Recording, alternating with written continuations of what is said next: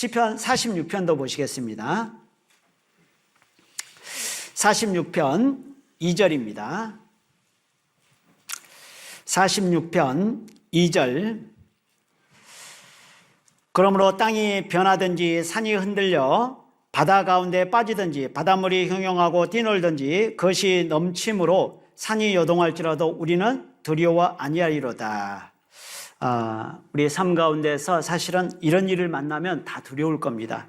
여기 2절에도 이야기했던 것처럼 땅이 변하든지 산이 흔들리는 것, 그리고 바다 가운데 빠지는 것, 그리고 바닷물이 흉용하고 뛰노는 가운데 있고 그것이 넘침으로 산이 요동되는 모습, 어떻게 보면 이런 여러 가지 어려움과 큰 일들을 만나면 우리의 마음이 요동되고 혼란스러울 수밖에 없을 겁니다. 그리고 우리는 그런 가운데 있을 때 두려움을 갖게 되는 거죠.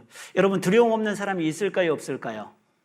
두려움 없는 사람은 없을 겁니다. 그리고 두려움이라는 것이 우리 삶 속에서 사라질 수 있을까요? 결코 없을 겁니다.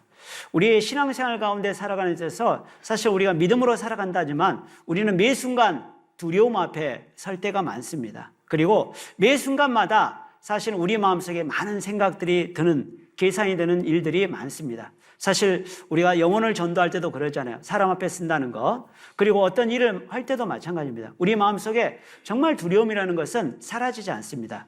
여러분, 신앙생활 가운데 두려움을 없앨 것이 아니라는 거죠. 우리 삶 속에 두려움이라는 것은 사라지지 않습니다. 어떻게 해야 될까요? 두려움이라는 것은 극복을 하고 넘어가는 게 중요하죠. 여러분, 신앙생활 가운데 살아갈 때 우리가 가장 신앙생활 편하게 할 수 있는 방법 알려드릴까요? 피해가는 겁니다. 피해가면 제일 사실은 편하게 할 수 있어요. 어려운 피해가고 또 두려운 일, 또 힘든 일, 어렵게 정말 핍박하는 그런 일들을 피해가면 신앙생활은 편하게 할 수 있습니다. 그러나 구원받는 그리스도인이 피해가는 것은 하나님 앞에 합당치 않다는 거죠. 여러분, 레위기 11장에 보면 정한 짐승, 부정한 짐승이 나오죠. 거기에 가보면 뛰는 뒷다리도 있고 날개가 있는데 기어가는 것은, 배로 기어가는 것은 부정하다고 되어 있어요. 우리 신앙생활 가운데 살아가는 것이 그렇다는 거죠. 분명히 뛰는 뒷다리가 있고 날개가 있어요. 능력은 있는데 그걸 쓰질 않아요. 기어가요. 피해가요. 우리의 삶 속에 하나님이 고난과 어려움과 또 기도 제목을 주실까요, 안 주실까요? 주십니다. 구원받는 그리스도인은 환경을 부인하면 안 됩니다. 환경이라는 것이 뭐냐면 나에게 주어진 것이 하나님의 허락하신 가운데 있다라는 거예요. 이 모든 것이 하나님이 몰라서 우연히 나에게 주어진 것이 아니라 내가 구원받은 위치, 나에게 처한 환경이 하나님의 허락하심 가운데 있는 겁니다. 그러면 우리가 그것이 나에게 그냥 주어지는 것은 결코 아니잖아요. 하나님이 바울에게 가시를 주셨던 것은 필요하기 때문에 하나님이 바울에게 주셨다는 것을 말씀을 통해서 말하고 있지 않습니까? 우리 신앙생활 가운데 살아갈 때도 마찬가지입니다. 신앙생활이라는 것이 뭘까? 신앙생활은 넘어가는 겁니다. 올라가는 거예요. 하나님이 아브라함에게 독자 이삭을 바치라고 하셨잖아요. 그리고 아브라함은 망설임 없이 독자 이삭을 바치러 모리아산에 올라갔습니다. 그리고 하나님이 준비한 제물을 어디에서 만났어요? 모리아산 정상에서 만났어요. 산 꼭대기에서 만났습니다. 만약 아브라함이 갈팡질팡하면서 독자 이삭을 바치러 안 갔다면 하나님이 준비한 제물을 만날 수 있을까요, 없을까요? 없다라는 거예요. 여러분, 신앙생활은 가보지 않으면 만날 수 없는 게 있어요. 여러분, 지나가지 않으면 그것을 주시는 하나님의 섭리를 모르게 된다는 거예요. 여러분, 신앙생활은 피해가는 게 아닙니다. 신앙생활은 넘어가는 거예요. 신앙생활은 그 단계를 넘어가야 다음 것을 만나게 되는 거예요. 마치 계단을 올라가는 것과 같다라고 말할 수 있습니다. 한 계단 한 계단 올라가면 끝까지 꼭대기까지 올라갈 수 있잖아요. 처음부터 계단의 꼭대기에 올라가는 것은 아닙니다. 한 계단 한 계단 올라가면서 그런 가운데서 하나님이 훈련을 통해서 이루어 가시는 게 있다는 거예요. 여러분, 신앙생활은 시간이 말해주는 것도 아니고 신앙생활은 어떤 직분이 말해주는 것도 아닙니다. 직분을 받았다고 해서 또 신앙생활 가운데 구원의 연수가 오래됐다고 해서 잘하는 게 결코 아니에요. 이스라엘 백성들이 광야에서 38년을 돌았습니다. 율법을 받고 나서 38년 동안 광야 40년의 생활이었죠. 이스라엘 백성들은 돌았어요, 안 돌았어요? 돌았지 않습니까? 한 곳에 있었던 건 아니었어요. 그러나 하나님 볼 때 이스라엘 백성들은 나아갔을까요, 못 나갔을까요? 못 나갔습니다. 광야 40년 동안 그 자리에 있었어요. 신앙생활 가운데 이 잠언 1장 30절로 그 뒤에 가보면 미련한 자의 안일과 퇴보라고 되어 있습니다.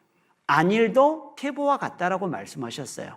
알면서도 내가 나아가지 않는다면, 내가 피해간다라면, 내 마음속의 두려움 때문에 그것을 맞닥뜨리지 않는다면 하나님의 준비한 역사, 하나님의 인도하심을 우리는 경험해 보지 못할 겁니다.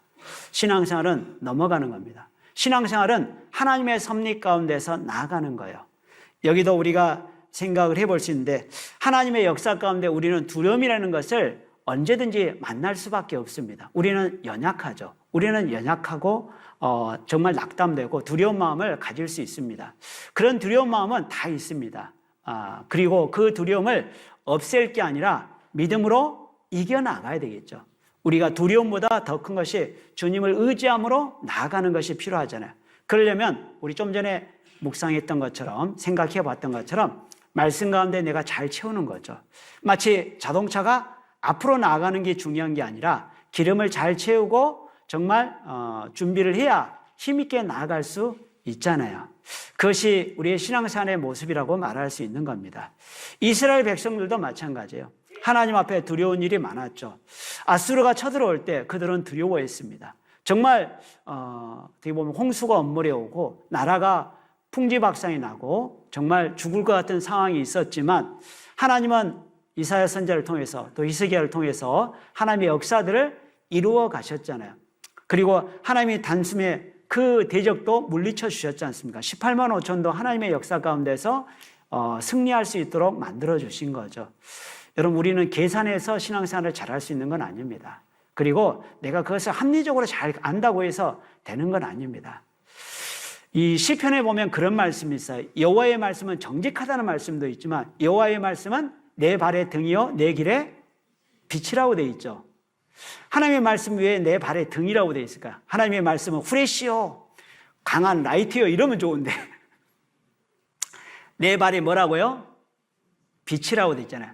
발의 등이고 빛이면요 어디까지밖에 안 보일까요? 팔 앞에밖에 안 보입니다. 멀리 보이는 서치라이트, 그 다음에 멀리 보이는 후레쉬처럼 그렇게 된 빛이라면 앞을 환하게 볼 수 있으면 좋겠는데, 우리 알아요 몰라요? 몰라요. 그러나 확실한 것은 말씀 가운데 있으면 하나님이 나아갈 길은 분명히 알려주신다는 거예요. 한 발 한 발 나아가는 길은 분명히 하나님이 인도해 주십니다. 오늘 말씀을 통해서, 교제를 통해서, 또 여러 가지 과정을 통해서 하나님은 구원받는 그리스도인에게 말씀을 분명히 주시고 인도하는 길을 통해서 나아갈 수 있도록 만들어 주십니다. 우린 다 몰라요.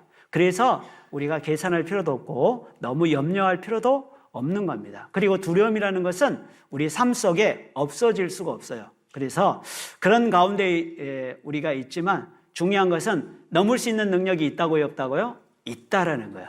우리에게 만나는 그런 여러 가지 일들을 하나님이 넘을 수 있기 때문에 나에게 주신 것이고, 그리고 넘어가야 다음 걸 넘어갈 수 있을 뿐만 아니라 넘는 다음에는 하나님이 준비한, 반드시 준비한 우리 좀 전에 생각했던 하나님의 준비한 재물들, 하나님이 준비한 계획들이 있다라는 것을 그 뒤에 가서 알게 된다라는 거죠. 당장은 모르지만. 그리고 그런 가운데 있을 때 반드시 요구되는 것이 뭐예요? 기다림입니다. 그리고 기다림 가운데 있을 때 그것이 결코 소모적이거나 없어지는 게 아니라 그래도 하나님의 역사가 있었다라는 거예요. 그 과정 가운데, 기다림 가운데 하나님의 역사는 이루어지고 있다라는 겁니다.